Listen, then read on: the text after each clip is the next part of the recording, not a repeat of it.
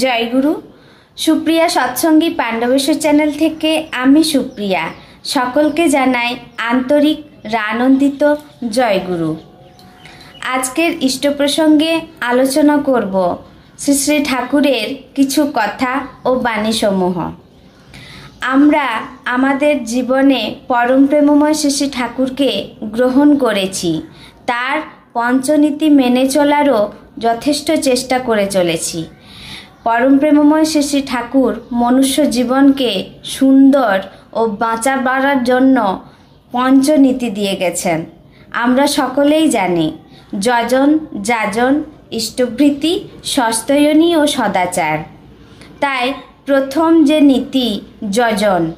আমরা আমাদের জীবনে সকালে ওঠা থেকে রাত্রে শুতে যাওয়া পর্যন্ত নিজেদের ডেলি রুটিনের মাঝখানে যদি যজন যাজনটা একটু করে বৃদ্ধি করতে পারি, তাহলে আমাদের জীবনের সৌন্দর্যও বৃদ্ধি পেতে থাকবে। তাই আজকের ইষ্ট প্রসঙ্গে একটু যজন করার চেষ্টা করব। ঠাকুর আমাদের জীবনকে সুন্দর করে তোলার জন্য জীবনের সমস্ত প্রয়োজনীয়তাকে, কোনটি বর্জনীয় কোনটি গ্রহণীয়, তার জন্য তিনি দিয়ে গেলেন প্রচুর বাণী। সেই প্রত্যেকটা বাণীকে যদি আমরা একটি একটি করে জীবনে উপলব্ধি করতে পারি, জানতে পারি, তাহলে আমরা নিজেদেরকে আত্মোপলব্ধির মাধ্যমে এগিয়ে নিয়ে যেতে পারবো। তাই আজকের ইষ্ট প্রসঙ্গে শ্রী শ্রী ঠাকুর অনুকূলচন্দ্রের অনুশ্রুতি গ্রন্থ থেকে বাণী পাঠ ও তার তাৎপর্য একটু আলোচনা করছি। আমার জীবন উদ্ধাতা পরম দয়াল পরম প্রেমময় শ্রী শ্রী ঠাকুরের রাঙা রাতুল চরণে জানায় ভূমিষ্ঠ প্রণাম। আপনাদের প্রত্যেককে জানায় আনন্দিত জয়গুরু।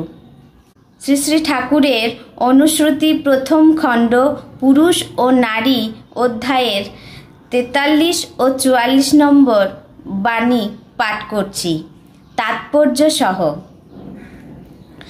স্বার্থ ব্যাহত ধৃষ্ট কুটিল হইয়া শ্বশুরকুল, পিতৃকুলেরে অযথা পিরিলে নাসিও তাহার মূল। শ্বশুরকুলের ঋদ্ধি যেথায় আঘাতে পিতৃকুল, প্রাণপণে তার নিরসনে করো সিদ্ধ শ্বশুরকুল।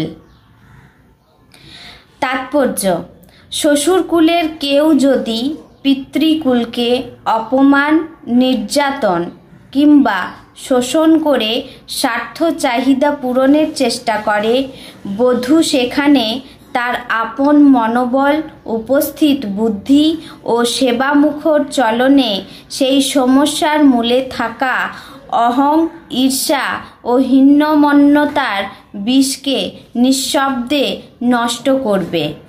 আবার পিতৃপক্ষের কেউ যদি শ্বশুরকুলকে কোনোভাবে হেয় করতে চায়, বধূ কিন্তু তৎক্ষণাৎ তেজস্বিতার সঙ্গে তা নিরস্ত করে স্বামীর বংশগরিমাকে দৃঢ় যত্নে সুপ্রতিষ্ঠিত করে তুলবে। আমাদের মানব জীবনের খুব বড় একটা সময়, খুব বড় একটা অধ্যায় হলো শ্বশুরবাড়ি। আর ঠাকুর তো বলেইছেন মেয়েদের ইউনিভার্সিটি হলো শ্বশুরবাড়ি। শ্বশুরবাড়ি থেকে মেয়েরা নিজেদের জীবনকে শিখতে পারে, জানতে পারে, নিজেদের জীবন সম্পর্কে তার পরিচর্যার একটা পাঠ বলেছেন শ্বশুরবাড়িকে। তাই সেই শ্বশুরবাড়িতে আমরা বহু নারীরা বহু মানুষের সাথে দিন কাটায়। শ্বশুরবাড়ির কেউ যদি পিতৃকুলকে কিছু বলে থাকে, আমরা কিন্তু সেখানে এই বোধ নিয়ে থাকি না শ্রী শ্রী ঠাকুর যে সুন্দর পন্থা দিলেন আমাদেরকে, কিভাবে সেই অহং ঈর্ষাকে নষ্ট করে তুলতে হয়। কিভাবে পিতৃকুলের কেউ যদি আমার স্বামীর বংশগরিমা সম্পর্কে কিছু বলে, তাহলে তাদের অহংকে কিভাবে নষ্ট করে তুলতে হয়। শ্রী শ্রী ঠাকুর আমাদের জীবনকে সুন্দর করে তোলার জন্য সাংসারিক জীবনকে, পিতৃকুল ও শ্বশুরকুল উভয় কুলকে, বংশমর্যাদাকে কি সুন্দরভাবে রক্ষা করার উপায় দিয়ে গেলেন। তিনি বললেন, যদি শ্বশুরকুলের কেউ আমার মাতৃকুলের অর্থাৎ পিতৃকুলের কোনো শোষণ, নির্যাতন, অপমান করে থাকে, তা সেক্ষেত্রে বধূ অর্থাৎ যিনি বাড়ির বধূ তিনি উপস্থিত বুদ্ধি অ্যাপ্লাই করে সেবামুখর হয়ে মনোবলকে আরও দৃঢ় করে সেবামুখরের মাধ্যমে সেই ঈর্ষাকে, অহংকে নষ্ট করবে নিঃশব্দে। আবার অপরপক্ষেও ঠাকুর বলছেন, যদি মাতৃকুলের বা পিতৃকুলের কেউ স্বামীর বংশমর্যাদা সম্পর্কে কিছু বলে, অপমান করে, সেক্ষেত্রেও তৎক্ষণাৎ তেজস্বিতার সঙ্গে স্বামীর বংশ গরিমাকে যত্নে প্রতিষ্ঠিত করার কথা। আমাদের জীবন চলনাকে সুন্দর করার জন্য আমরা প্রতিদিন এই বাণীগুলোকে যদি একটু করে বুঝে চলার চেষ্টা করি, তাহলে আমাদের সাংসারিক জীবন সত্যিই সুন্দর হয়ে উঠবে। আমরা পরম প্রেমময় শ্রী শ্রী ঠাকুরের এই কথাগুলিকে জীবনে যদি আয়ত্ত করে তুলতে পারি, তার জন্য তো যজন করা লাগে। আর এই যজন তখনই পর্যাপ্তভাবে সার্থক হয়ে ওঠে, সেটা সঠিক পদ্ধতিতে যখন আমরা গ্রহণ করব জীবনে।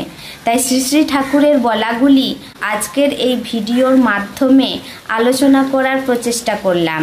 তাৎপর্য সহ আলোচনা পত্রিকা থেকে অনুশ্রুতির প্রথম খণ্ডের পুরুষ ও নারী অধ্যায়ের 43 ও 44 নম্বর বাণী, যেই বাণীতে ঠাকুর শিখিয়ে দিলেন একজন বধূকে কিভাবে তার পিতৃকুলকে অপমানের হাত থেকে বাঁচাতে হয় এবং পিতৃকুলের হাত থেকে স্বামীর বংশমর্যাদাকে কিভাবে সুপ্রতিষ্ঠিত করতে হয়। আজকের ইষ্ট প্রসঙ্গ এই পর্যন্তই।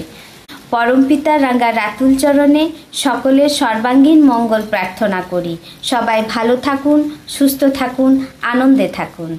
জয় গুরু।